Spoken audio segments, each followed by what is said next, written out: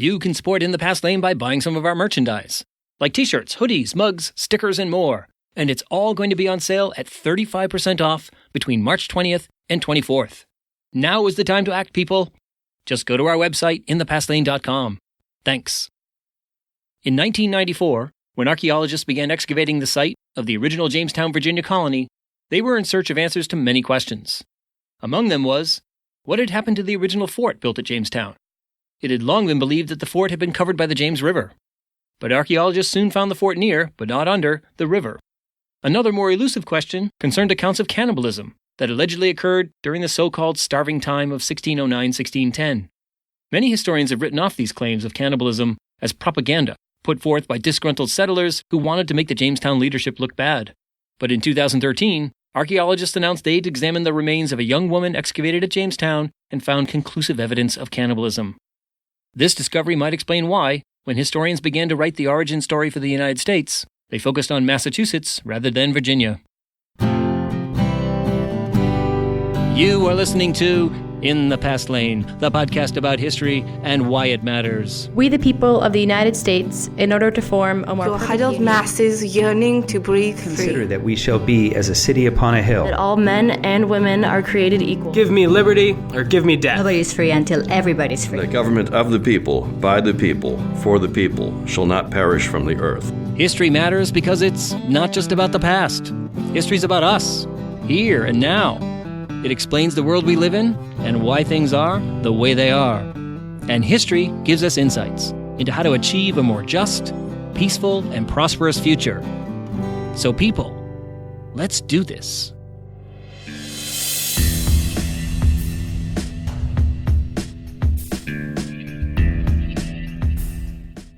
Hi there, everyone.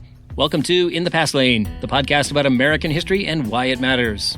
I'm host Edward T. O'Donnell, your historian at large, and this is In the Past Lane, episode 130, in which we take a new look at Jamestown and the founding of America's first colony. We are brought to you by SBI, Snoring Beagle International, and come to you this week from the Virginia Company Studios, located in central Massachusetts. You can learn more about me, this podcast, and our guests at our website, inthepastlane.com, and on Facebook, Twitter, Instagram, and our YouTube channel. Piloting us along through stormy seas, as always, is our amazing executive producer, Lulu Spencer. So what's happening at In the Past Lane this week? Well, it's spring break at my college, and you know what that means. Yep, 8 inches of snow just the other day here in central Massachusetts. But it's already melting, and I'm in a spring-like mood. Maybe that's because I'm about to jump on a plane to Orlando, Florida, to take part in the annual PodFest 2019 Multimedia Expo. It's a terrific conference that's mainly about podcasting, but also with sessions for YouTubers, social media marketing, and more, and I absolutely love it. This will be my 4th year in a row attending, and the 3rd in which I speak about podcasting. This year I get to kick off an all-day session for people about to start a podcast, or thinking about starting a podcast. Then, if history is any guide, I'll get asked to hop on a panel or two on Friday or Saturday. The whole thing is a blast, and I always leave exhausted but so excited and full of new ideas. And if any of you are thinking about starting a podcast, or some sort of YouTube thingy, this is the conference for you. Send me a DM or an email, and I'll fill you in on all the details. In other news, more amazing support from you wonderful listeners. Fred P., Mary Ellen G., Joy L., Gail G., Sam J., they've all stepped up to become monthly supporters, ranging from $1 a month to $5 a month. Wow. Also totally wow is Jim M., who went old school and mailed me a check for $250. Huzzah! All this incredible support, whether by the month or in one chunk, helps me cover the costs of making this podcast available to you. So thanks. And if anyone else wants to help out, just go to inthepastlane.com and click on support. Okay, people, there's a hurricane on the horizon, so trim those sails and batten down the hatches. Your journey in the Past Lane begins now.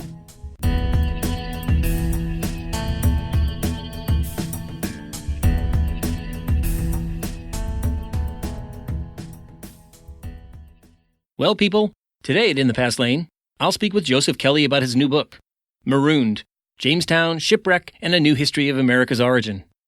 It's a fascinating examination of the rocky process by which the original British colony was founded at Jamestown in what we now know as Virginia. Now, when most Americans think about the colonial origins of their nation, their thoughts tend to go to Massachusetts and the colony at Plymouth, but the first British colony was established 13 years earlier in 1607 at Jamestown. Americans tend to remember the Massachusetts chapter because, apart from periodic wars with the local Native Americans, the Massachusetts colony thrived and grew, while down south in Virginia, the Jamestown colony suffered through several periods of starvation and near extinction. And then in 1619, 400 years ago this year, Jamestown was the site of the arrival of the first shipload of African slaves in what became the United States. Throw in the Thanksgiving celebration in 1621, and Plymouth eventually emerged as a New World utopia in contrast to the Jamestown dystopia.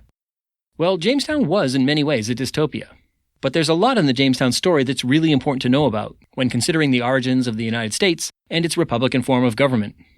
And that's what motivated Joseph Kelly to research and write this book. To really understand America's founding story, we need to take into account Plymouth, but also Jamestown. And not just Jamestown, but also related sites like Bermuda. So before I bring in Joseph Kelly, here are a couple things he mentions that are worth noting in advance. First, the starving time in Jamestown. Well, the numbers are just mind-boggling.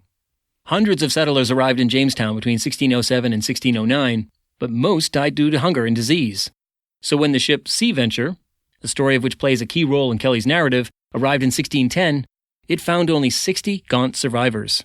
Now, historians of Jamestown have long noted that one of the reasons for the dysfunction in the colony that led to the starving time was that too many of the original settlers were wealthy men who refused to work. But Joseph Kelly notes that this label of laziness has been inappropriately applied to all the early colonists.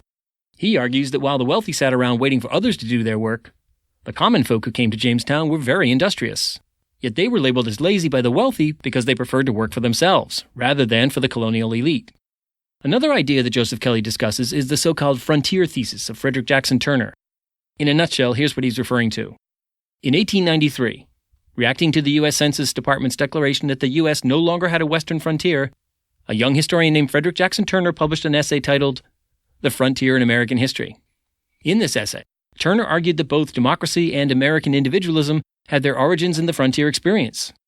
This claim proved very influential, and it shaped notions of American culture and democracy for several generations, before falling out of favor in the 1960s. But, as you'll soon hear, Joseph Kelly argues that Turner was at least partially correct. Finally, Kelly notes that the shipwreck of the Sea Venture in Bermuda in 1609 inspired none other than William Shakespeare to write one of his last plays, The Tempest, which begins with a shipwreck on a remote island. Okay, that's enough setup. Let's get to our interview. Joseph Kelly is professor of literature at the College of Charleston in Charleston, South Carolina. He's the author of America's Longest Siege, Charleston, Slavery, and the Slow March Toward Civil War, and the book we want to talk to him about today, Marooned, Jamestown, Shipwreck, and a New History of America's Origin. Joseph Kelly, welcome to In the Past Lane. Thanks. Great to be here. All right. Well, let's start with looking at what you say in your subtitle of your book, that your book is a new history of America's origin. And I think it's probably a good idea for our listeners' sake, before we get into the new interpretation of America's beginnings, maybe you could sketch out for our listeners the traditional American origin story that's actually centered not far from where I live, Plymouth, Massachusetts. Yeah, that's right. Well, I'm sure everybody is familiar with the basic contours of the story. It's the Pilgrim story. You have a persecuted minority who flee out of bondage, wander in a wilderness that presents some difficulties for them, and eventually enter into the promised land. And of course, that's beautiful Massachusetts. So that's the basic tale of the Pilgrims. Fleeing persecution from England, these separatists find religious freedom in America in 1620. And the basic facts of that story, have been challenged. That this flight out of oppression, establishing a polity that is based on liberty and equality. A lot of other people have challenged that. It's not like anyone really believes in the basic tenets of that myth anymore. We've had James Lowen and Howard Zinn and all sorts of people who have complicated the picture, even Nathaniel Philbrick, for that matter, who gives us that three-dimensional picture of who the Pilgrims and Puritans actually were. So, this is not new in that sense. And actually, my book is not about the Pilgrims. It's sort of the departure point or the justification for what I'm doing. But the heart of that story is an Exodus tale. And, that's not a mistake. That's from the very beginning when William Bradford first started telling the tale in his narrative of Plymouth Plantation. He's making those kind of parallels so that people will be interpreting the history of the settlement in Massachusetts with reference to the biblical Exodus. So the consequence of that is that we as Americans think of ourselves as the chosen people. And the foundation of our democracy then is not based on a contract of mutual consent that we enter into with each other, but it's based on a contract with God. And actually that contract was very well articulated in 1630 on the Arbella by John Winthrop, who, in what is now a very famous sermon, declared, or bargained with God, I should say, that God would prevent them from having a shipwreck if he would deliver them safely into the promised land, that they would build a city on a hill that would be a beacon to others. Now, of course, what made it a beacon to others in the view of the Puritans was not that it was a land of liberty. I mean, if we look back to Plymouth Plantation by William Bradford, for instance, he positively brags that Plymouth Plantation is less free than England. There's less liberty in America than there is in England. And this is what makes that city shine, right? Right. It's a city that's based on purity. So yes, if you're on the right side of purity, you think it's great. But if you're a Quaker or if you're Roger Williams or other dissenters, it's not a place of liberty. It's a place where you meet your death or you get exiled. Exactly, yes. And it's not like we haven't known that. I mean, historians know, and I think most of the general public probably knows if they think about it very much. I mean, The Simpsons satirized this, for instance, Yes. Right? It's not like it's unknown, but we still have the myth. And I think the version that we have right now is pretty much laid down for us in the 1980s by Ronald Reagan, where he resuscitated that image of a city on a hill. And it's a very powerful image, right? Now, what put the shine on the city, the spit and polish, if you will, for him was liberty and equality. Of course, we know it was not that for the Pilgrims. So that's all well and good, and I have no quarrel with that at all. I think that's terrific. And actually, if you watch Reagan's farewell speech, for instance, where he goes into great length about what he thought the city on the hill meant, I don't think there's anybody except the real fierce kind of anti-immigration crowd today that would quarrel with that. You know, he lays down what I think most of us would consider, you know, the unifying principles of American democracy. But here's the problem with that myth. If you have an Exodus myth, what that inevitably is going to lead to, the sequel of Exodus is Jeremiah, because Exodus is based on that notion of purity. I mean, we come to America and we are not transformed by America. We remain pure. We prevent ourselves from being corrupted by outside influences. So what happens at the next generation, 2 generations down, of course, is backsliding. Right. People get more prosperous. Children are not as interested in the faith of their fathers as their fathers were, of course. I mean, that's natural human character, right? So always this notion of Exodus is going to be followed by Jeremiah. And that's actually, you know, the great literary critic Sackvin Berkovich, I guess almost 40 years ago now, the American Jeremiah kind of argued that, and I think argued pretty persuasively, that that's a distinctive American genre, not only of a literary form, but also of political rhetoric. Yeah. So what we always end up with after this Exodus, and as a consequence of thinking of ourselves as the chosen people, is the Jeremiah, where some prophet is going to rise up and harangue the present generation for not being true to the past. And the past is whatever version this Jeremiah gives us of the past, of course, right? Now, what I'm hoping to do in this book, and why I call it a new history, again, this is not because nobody has talked about Jamestown. As a matter of fact, there's at least five really good books that have come out around the 400th anniversary back in 2007. Right. There was a number of books, and then also a lot of this is triggered by the excavations that have taken place there too. Oh, yes. Which puts it on the map ever more so. Yes, absolutely. So it's not like I'm the first one talking or even, re-looking at Jamestown. But what I'm doing differently is telling the story of the early years from the point of view of the common settlers, the laborers, the people who are not within the 2% of the English population that we would describe of as gentry, the gentlemen. Right. The aristocracy itself had tremendous gradations within it, really well-established and defined hierarchy from king and dukes and lords on down to knights and finally gentlemen. But the real crucial difference in English society was between the 98% of the people who were not of the gentry and then the 2% who were. And there's a very high percentage of those people in the 2% that are doing the settling in Jamestown in the first 4 supplies, really the first 4 waves of settlers that come in. Right. And they're also, as you point out, they also the ones who are creating the first records. So that also shapes the way that the history's been told. Absolutely. And again, it's not like historians have not been suspicious of what John Smith has told us, for instance. People are famously take what he says with a grain of salt because he's such a famous self-promoter. Right. And we know that each one of the people who have supplied us with narratives, and we have a lot of documents about the early years of Jamestown. It's not like we don't look at them with suspicion, but usually when we think of the axes they're grinding, it's about the factional fights between themselves. It's not about the way they are representing the lower classes, the laborers, those kind of common settlers. So I think what historians for 400 years have not really paid attention to or sufficient attention to is what the actual experience of Jamestown was like from the point of view of those people. And it's quite distinct from the experience of the gentleman. And if we read between the lines, if we read those narratives with a great deal of sensitivity, if we're looking for the hints of evidence that are deposited in there, we can reconstruct that story. And that's what I'm trying to do in my book.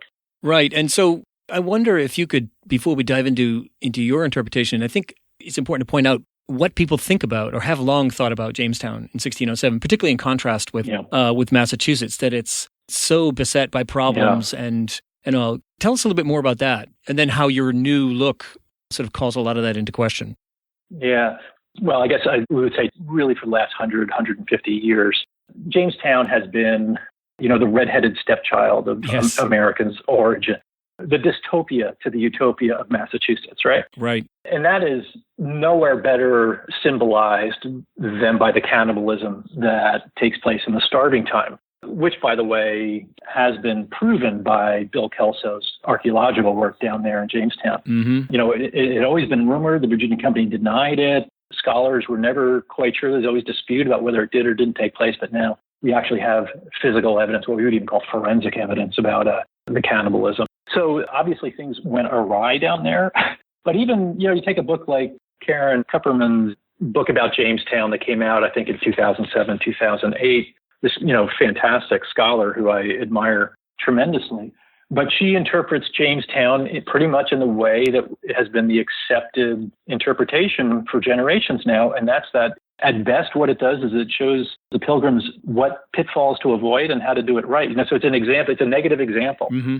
So that's the common interpretation of Jamestown. Even if we're looking at it very carefully as historians, we tend to think the lesson to be learned here is how not to do things.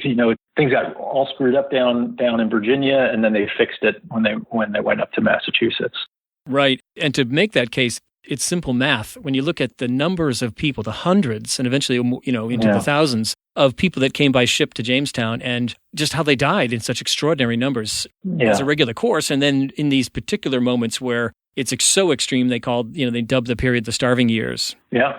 That's part of the reputation, I think, is that everything failed down there. They ended up in starvation because the settlers themselves were such unruly, lazy, good for nothing, compared to that great Protestant work ethic that's displayed when you get up into Massachusetts. Now, first of all, to some degree, what I hope we do is separate out the accusations of laziness that are laid at the feet of the gentlemen who have never done physical labor before and are rightly criticized for getting to Jamestown and, trying to live like gentlemen there as well. Someone else will do the work. Yes. And I think that's more or less accurate. And I think John Smith's complaints about such people, I think, are well-founded. But that accusation of unruliness, of discontent, of laziness, of refusal to do anything to feed themselves, it's not just the gentlemen who suffer that accusation, it's the common settlers as well. Mm-hmm. And I think when we look at what's happening in Jamestown from their point of view,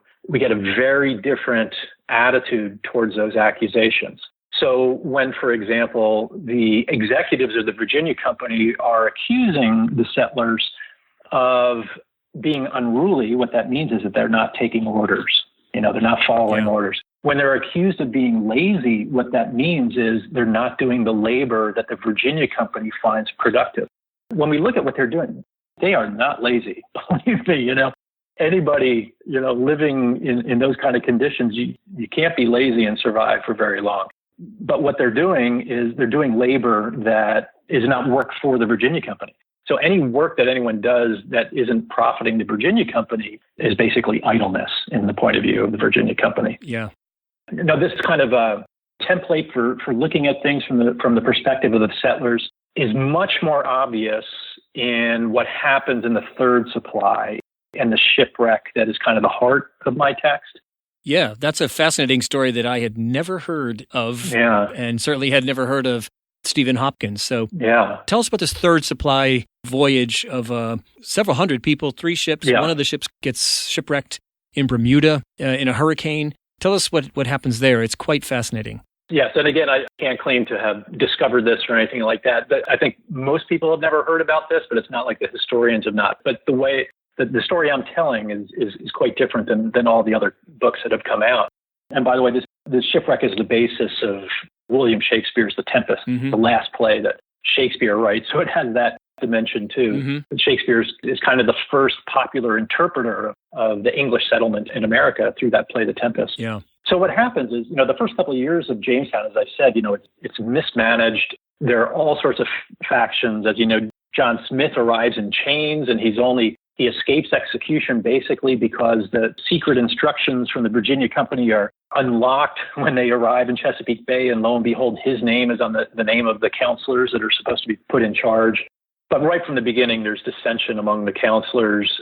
The first president is deposed, another counselor is executed. The faction that deposed the first president then splits in two, and they fight each other. So the leadership of the colony is incompetent from the very beginning. They're backstabbing, and each faction is grabbing for power rather than looking towards the welfare of the community itself. So from the very beginning of Jamestown, the summer of 1607, we already see common laborers, these settlers, defecting to the Native Americans. They do it in droves. They do it consistently. They do it constantly. And that's really, we think of the starving time, which happens a couple of years later. I mean, the first starving time is that first summer when half the colony dies because of disease or, disease that is exacerbated by malnutrition. If ever there is evidence of incompetent leadership, it's evident in every grave that they dig in 1607. So the first couple of years are just a disaster. And the company knows this because they're getting reports back from Captain Newport, who's coming and going and bringing new supplies and going back and giving reports. They also have a letter from John Smith that Captain Newport brings back, and Smith just absolutely excoriates the Virginia Company's counsel for how poorly they are supplying the colony and they're sending the wrong kind of people, and et cetera, et cetera. So they know things are screwed up. And in the fall of 1608, they decide to restart the colony on a different basis. So they discard the old charter, the old constitutions, and they write a new charter, which comes to be known as the Second Charter. And they decide what they're going to do is multiply the size of the colony by 5, 6, 7 times. So they're going to, at one fell swoop, send 800 to 1,000 settlers. They end up not getting that many. It's closer to 500 settlers in a fleet of 9 ships that leave London and touch in Plymouth and head out. This is the biggest overseas settling expedition plantation that the English have ever done. And it's cheered on the way out. It's this fantastic point of national pride because England is finally getting into the empire game that Spain and Portugal and even France have been at for years now. And the English, of course, think that this is their natural right since they're a seafaring nation. Finally, they're getting into it. So this is a great moment. Unfortunately, those ships sail into a hurricane. They're taking a northern route. Usually what you would do is you go down south and do basically island hopping all the way across the Atlantic. But they have pioneered a northern route. So they're in empty ocean for weeks on end, which is very unusual.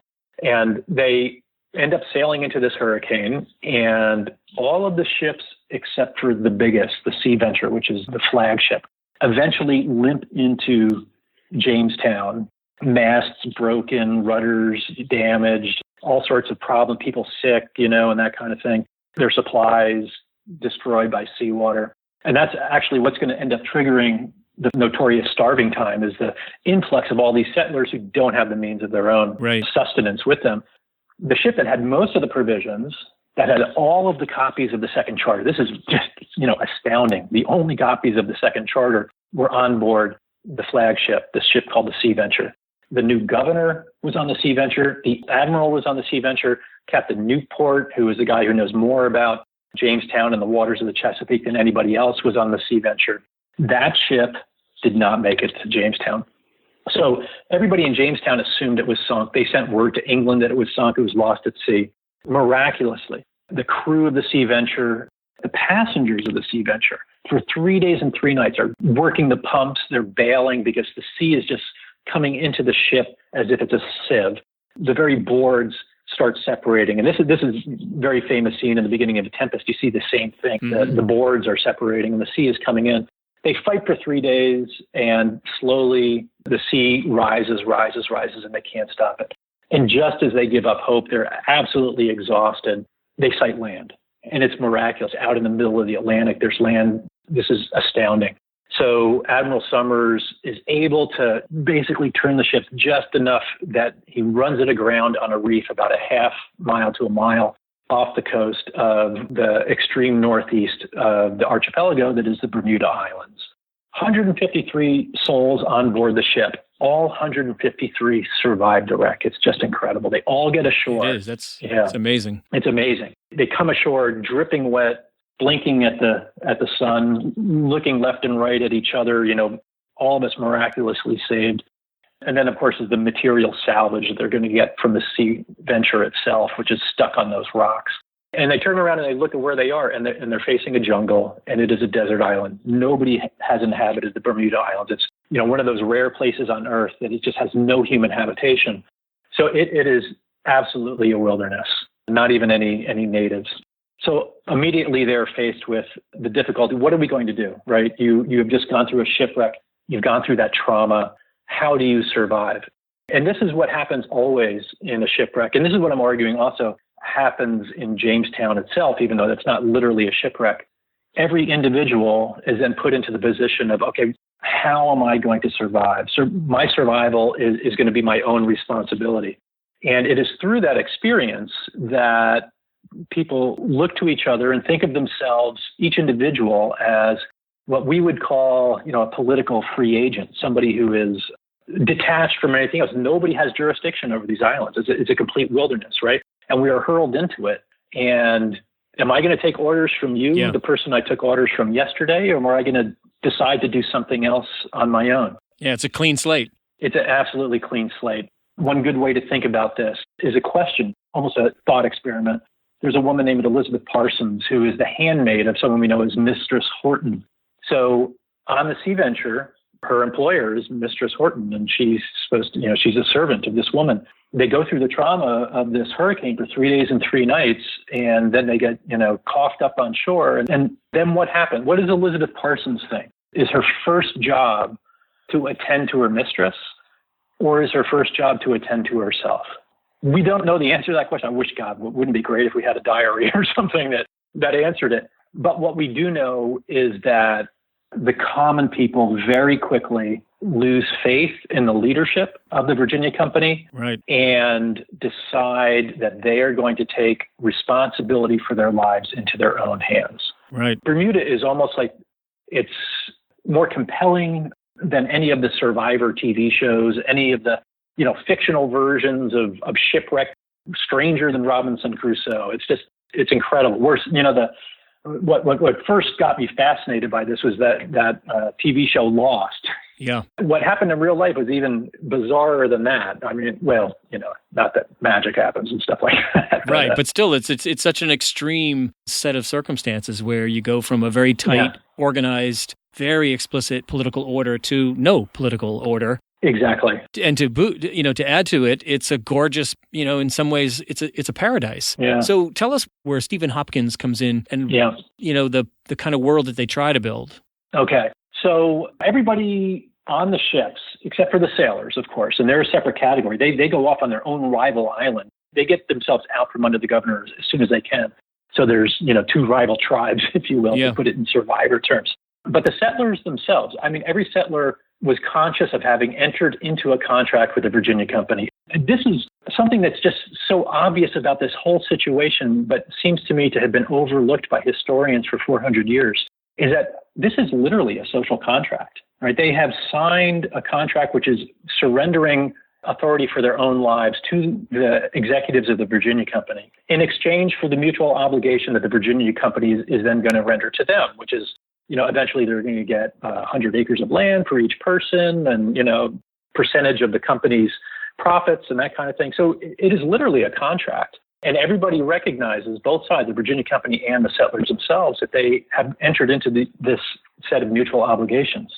Now, it was the job of the Virginia Company to get everybody to Virginia, right?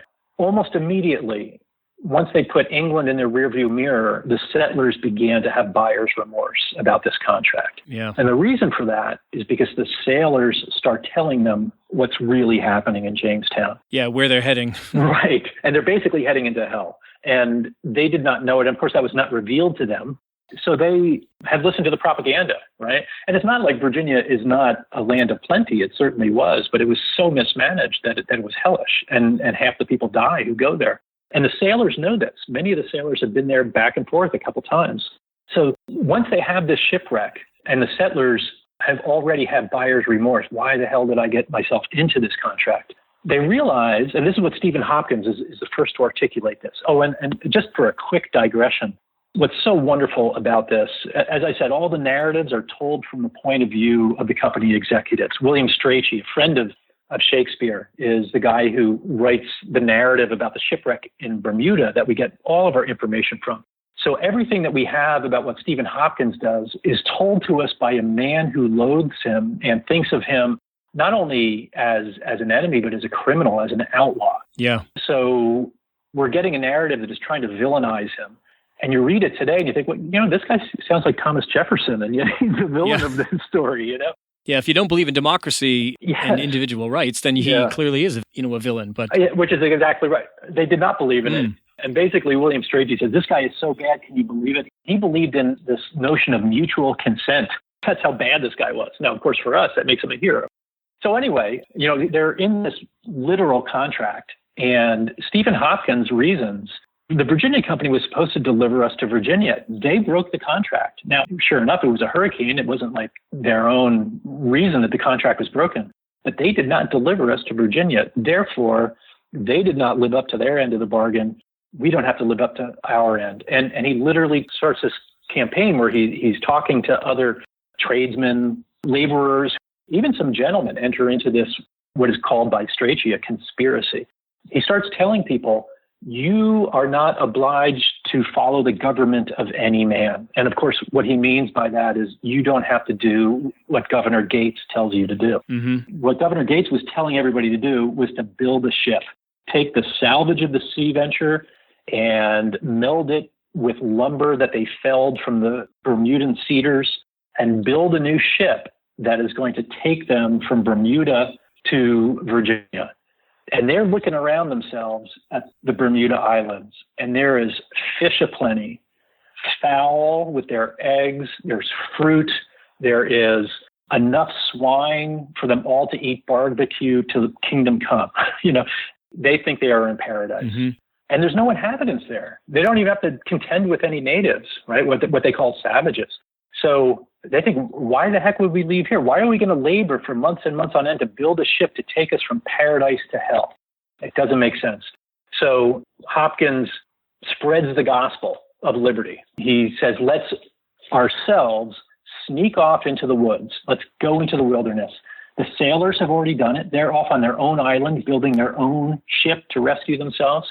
We don't have to work for the Virginia Company anymore. Let's just take a couple tools with us, maybe some rope, and let's go off to our own island and start our own colony. And we'll enter into a government that is based on mutual consent.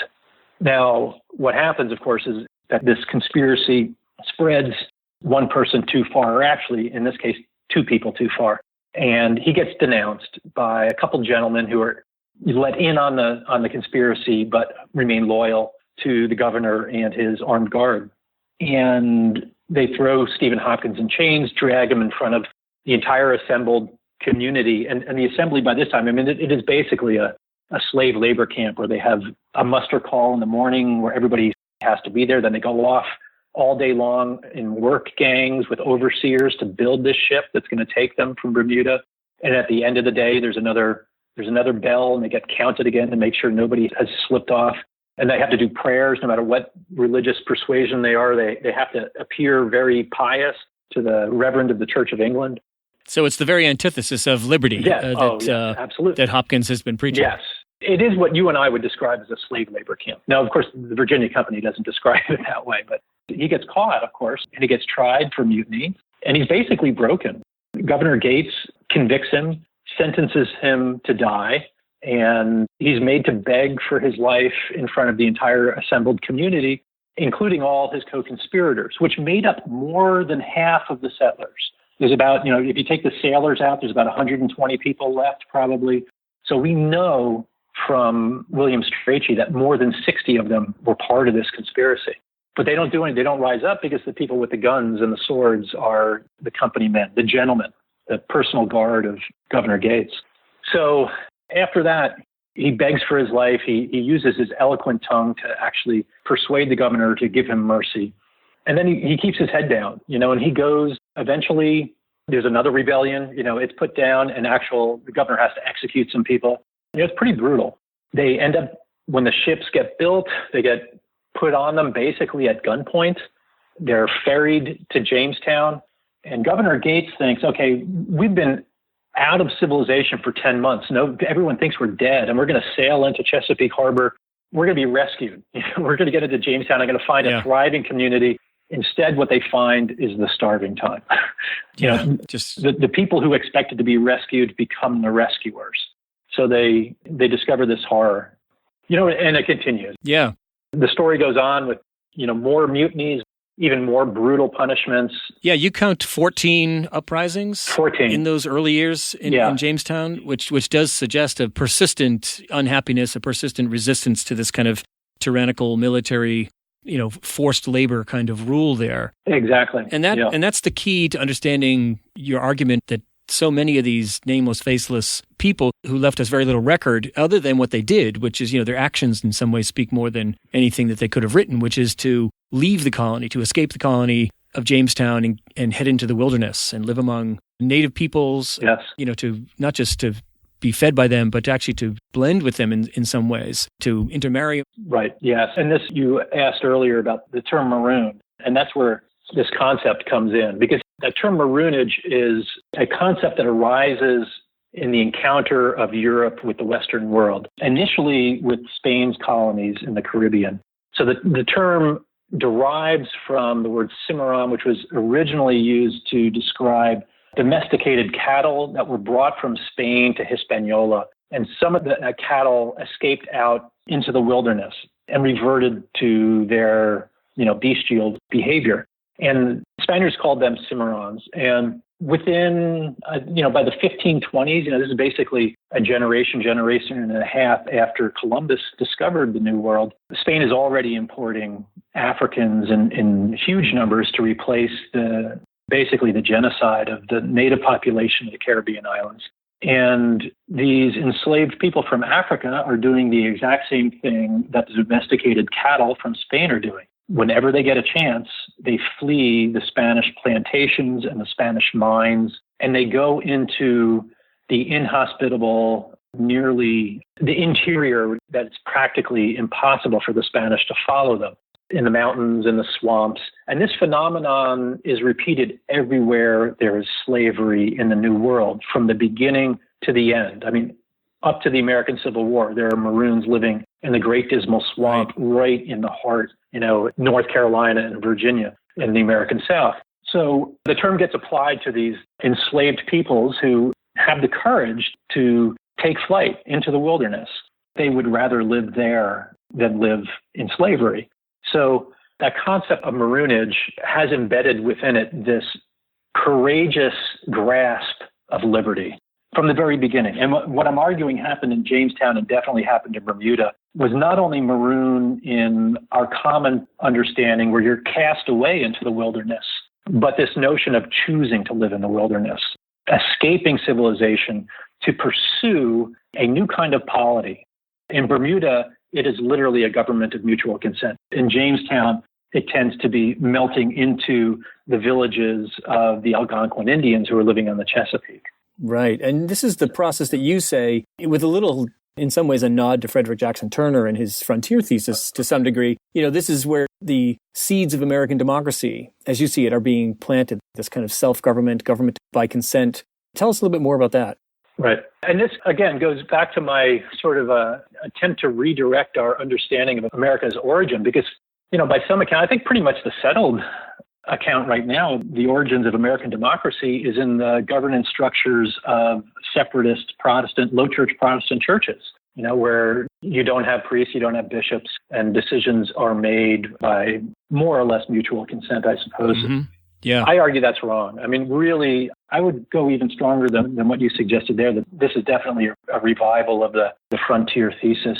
But it's a revival of the frontier thesis that takes place with the knowledge, with what we know now from the work of historians of Native America and anthropologists, and the concept of the middle ground, as Richard White first introduced that concept in the early 1990s. Right. So the frontier, as Frederick Jackson Turner imagined it, the natives, they were part of the wilderness, They were part of that, the difficulty that settlers encountered when they went into the wilderness, just as a grizzly bear is, or just as an alligator is.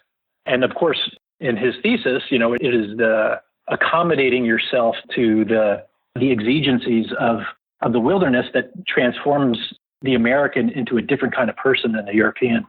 So this is the frontier thesis with the benefit of what we now know and the respect we now have for what Native America was like.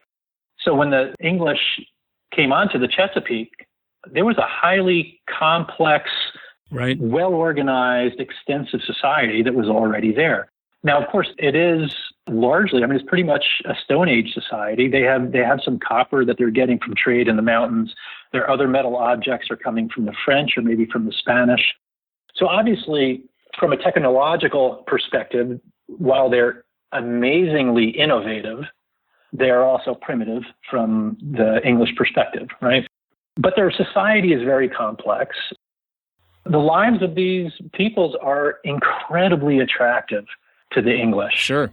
I think if you want to think of one area that is going to express this very succinctly, very clearly, it's the area of sex, right? And this is something that is not talked about.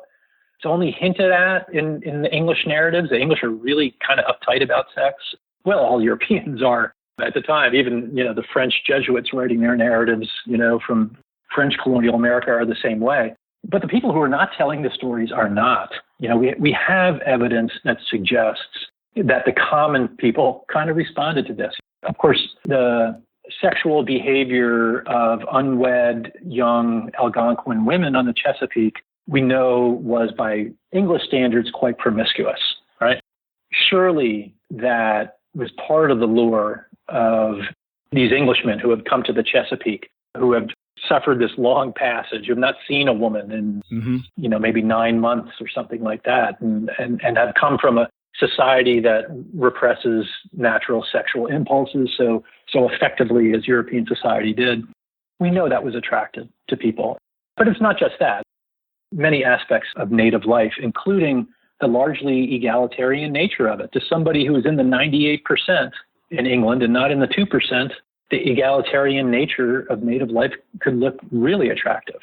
And also their basic needs seem to be met. There was food and there was clothing and there was order, even though it was a decentralized order. It had the contrast to Jamestown is, I think, significant. Well, this is a remarkable reframing of that story of Jamestown and American origins. And, the one thing I always ask the people that I interview is, particularly this one, this is a 400-year-old story. It's fascinating in its own right, but what's important about this now in our modern times? I always make the case, along with many other historians, that history needs to be interesting and fascinating and compelling, but it also needs to somehow speak to us now. Right. So is there a takeaway or two from this story? Oh, yeah. That's what I consider a big takeaway. Any nation, especially a nation like ours that is made up of such a diverse range of people, and I don't have to make an argument that Americans are diverse. From day one. Yeah, from day one. And if we are to imagine ourselves as a people, as a unified group of people, we rely on myth. I mean, this goes back to Ernest Renan back in the 19th century, defining in his famous essay, what is a nation? And his definition basically boils down to a people who imagine they share a common past and common goals in the present. So that common past, of course, is absolutely crucial. If we are to be a nation at all, we have to have what we consider our common past. Now, that common past is going to be myth, but I don't mean myth as in inaccurate, right. Myth versus history. History is myth, and the most important historical story that we tell ourselves, in so much as constructing this sense of being a nation, is going to be our origin story. So the origin story that I'm offering here, I think, is significantly different for the very reasons that we started this whole conversation. For instance, if we teach our school children, if we tell each other the story, where did American democracy begin? It began with people who are hurled into the wilderness, and their leadership is demonstrably incompetent. And it is put upon their own shoulders to take responsibility for their lives, for their very survival. They have to form their own government. What are they going to do? And what we see in the historical record is they enter into these contracts of mutual consent. And they discover in themselves these people who have never in their lives had experience of governing and never could have imagined that they would have been in a position to be a governor. They discover in themselves the capacity for self-government. That's the story. That's the story we should be telling ourselves. We should be telling our children. And the consequences, I think, today are more dramatic than they were when I was a kid. I'm 56 years old. I grew up in the great bicentennial era. We were redefining our definitions then. But I think today, when you think of something like how are we going to interpret the 14th Amendment, this absolutely topical question that we have before us right now. Absolutely. I mean, it was unimaginable to me as a kid that we could even question that. Right now, we're questioning it again. So we're in this time of flux where who we are as Americans is on the table. We are redefining for ourselves who we are. The most important stories we're going to tell about that definition is going to be our origin stories. And we have got to tell ourselves, at least this is what I believe, and this is what I hope the book is going to help bring about. We have to tell ourselves that our government, our nation is based on this principle of mutual consent where we enter into contracts with each other. We are not a chosen people who have entered into a contract with God and have promised to stay true to some ideal in the past. Every generation, our generation today is election day. Right? We don't know what's going to happen. By the time this is broadcast, It's all been settled. But what is election day in the United States except all of us together entering into this mutual consent again? We are all promising to abide by a contract with each other. We're not making a promise to the past. We're making a promise to each other in the present. And that's what I think is the big takeaway. That's the story that I think is promoting the kind of myth that we need to imagine ourselves as a particular type of American.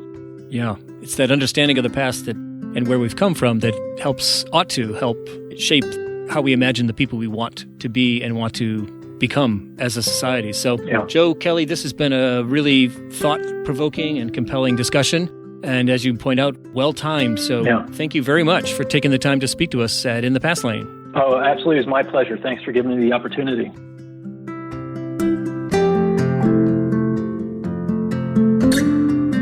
Joseph Kelly is the author of Marooned, Jamestown, Shipwreck, and a New History of America's Origin. Published by Bloomsbury and available everywhere.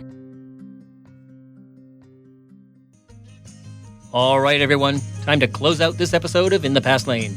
As always, thanks for listening. Thanks also to some of the people who make this podcast possible, including executive producer Lulu Spencer and graphic designer Maggie Salucci. To learn more about the stuff we discussed in this episode, just go to our show page at inthepastlane.com. I'm In the Past Lane's host, Edward T. O'Donnell, your historian at large, reminding you that history explains our world. So let's pay attention to it. Thanks for listening. We hope you'll join us next time for another journey in the Past Lane. Hey, Lulu, I just found that missing file. It was right here in front of me. Good thing it wasn't a hand grenade.